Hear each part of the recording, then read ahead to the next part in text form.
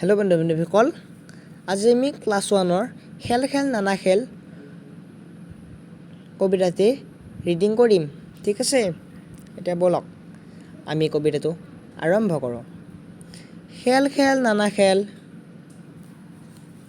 খেলো আহা বল খেলো আহা, লুকা ভাকু খলি গুটি আৰু ৰছী টনা, ৰজা ৰাণী পাৰ পানী চেং গুটি খেল, খেলি খেলি পাতো আমি অকণিৰ মেল।